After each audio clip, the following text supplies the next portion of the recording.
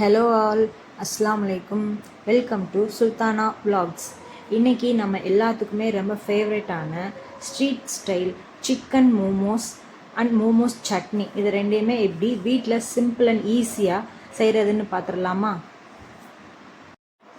First நம்ம மாவு பிணைஞ்சு வச்சுக்கலாம். அதுக்கு நான் இன்றைக்கி 200 கிராம் மைதா மாவு எடுத்திருக்கேன். 200 கிராம் மைதா மாவில் 20லேருந்து 25 மோமோஸ் கிட்ட நம்ம ரெடி பண்ணிக்கிறலாம். 2 டேபிள் ஸ்பூன் கோதுமை மாவு எடுத்திருக்கேன். 1 டேபிள் ஸ்பூன் உப்பு சேர்த்துருக்கேன். அதுக்கப்புறமா ஆயில் சேர்த்துக்கோங்க. கொஞ்சமாக சேர்த்துட்டு மாவில் ஃபுல்லாக கோட் ஆகிற மாதிரி லைட்டாக பிணைஞ்சு எடுத்துக்கோங்க ஃபஸ்ட்டு.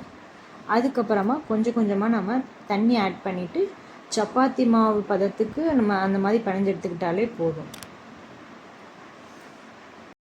ஸோ மாவு பிணைஞ்சு அப்படியே ஒரு ½ அன் ஹவர் நம்ம ரெஸ்ட் பண்ண விட்டுடலாம்.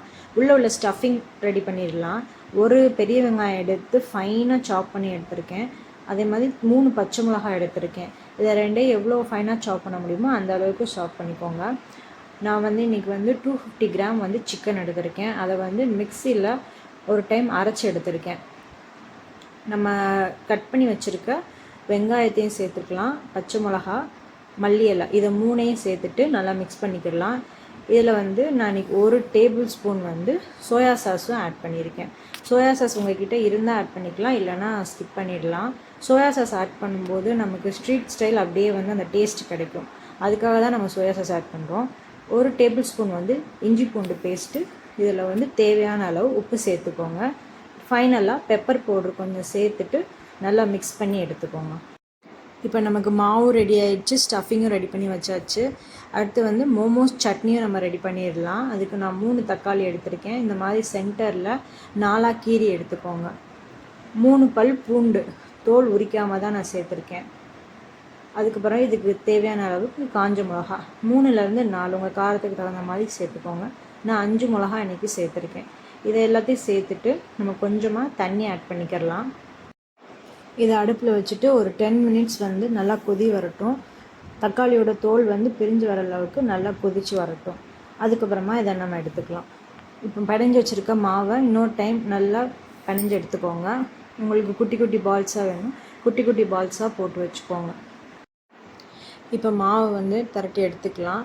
ரொம்ப தின்னாக இருந்துச்சுன்னா ஸ்டஃபிங் வெளியே வந்துடும். திக்காக இருந்தாலும் மேலே நமக்கு மாவு அதிகமாக தெரியும். அதனால் நார்மலாக மீடியம் சைஸில் நம்ம திரட்டி எடுத்துக்கலாம்.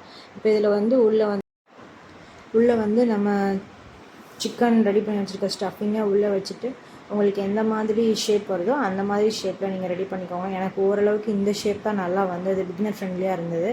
அதனால் நான் இதே மாதிரி எல்லாத்தையும் செஞ்சு எடுத்துட்டேன். ஷேப் முக்கியம் இல்லை, டேஸ்ட்டு நல்லா வந்தால் நமக்கு போதும், அவ்வளோதானே.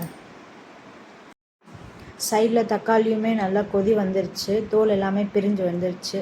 அதை சைடில் எடுத்து வச்சுட்டு கொஞ்சம் நேரம் ஆற விட்டதுக்கப்புறமா நம்ம அரைச்சி எடுத்துக்கலாம். இப்போ நம்ம எல்லா மோமோஸையும் ரெடி பண்ணியாச்சு. ஒரு இட்லி தட்டில் நம்ம எதில் ஸ்டீம் பண்ண போகிறோமோ அதில் நல்லா ஆயில் தடவிக்கோங்க. இல்லைனா ஏதாவது துணி எடுத்து அது மேலே வச்சுட்டு அதுக்கப்புறமா மேலே நம்ம ரெடி பண்ணி வச்சுருக்க மோமோஸ் வச்சுட்டு நம்ம ஸ்டீம் பண்ணி எடுத்துக்கிடலாம்.